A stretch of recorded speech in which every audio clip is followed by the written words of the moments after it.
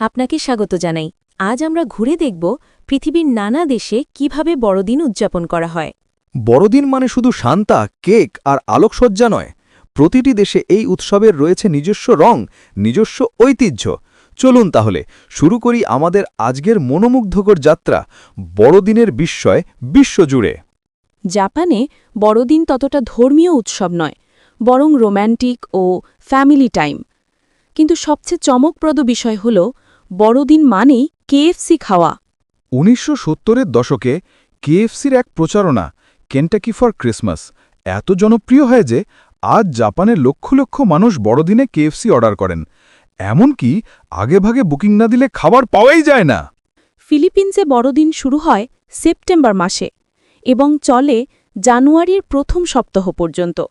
হাজারো লাইট, পারোল নামে তারা আকৃতির লণ্ঠন আর রাতভর গান। এই দেশের বড়দিন বিশ্বের সবচেয়ে লম্বা এবং সবচেয়ে রঙিন ক্রিসমাস হিসেবে পরিচিত।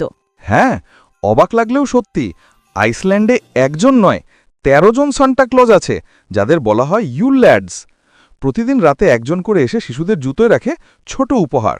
মেক্সিকোর বড়দিন রং, নাচ, গান আর ঐতিহ্যের মেলবন্ধন। ৯ দিন ধরে চলে লাস পোসাদাস, যা যিশুর বাবা মায়ের আশ্রয়ে খোঁজার গল্পকে প্রতীকীভাবে দেখায়। সবচেয়ে অদ্ভুত অনুষ্ঠান হল নাইট অব দ্য র্যাডিশেস, যেখানে বিশাল র্যাডিশ বা মূলা দিয়ে বানানো হয় শিল্পকর্ম ও ভাস্কর্য। পুরো শহর মূলার আলোকে জেগে ওঠে। ইথিওপিয়ায় বড়দিনকে বলা হয় গান্না এবং এটি উদযাপিত হয় ৭ই জানুয়ারি। একটি বিশেষ বিষয় হল তাদের ঐতিহ্যবাহী খেলা গান্না গেম, যা অনেকটা হকি খেলার মতো। সাদা পোশাক, মোমবাতির আলো আর চার্চ চ্যান্টে তৈরি হয় এক মোহনীয় পরিবেশ। আমাদের যখন শীতের কাঁপুনি, তখন অস্ট্রেলিয়ায় বড়দিন পড়ে গ্রীষ্মে।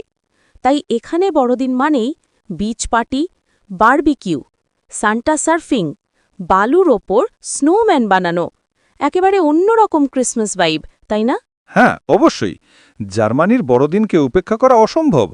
এখানকার ক্রিসমাস মার্কেটস বা ভাইনহাক্স মার্কট গোটা ইউরোপের মধ্যে সবচেয়ে জাদুকরী।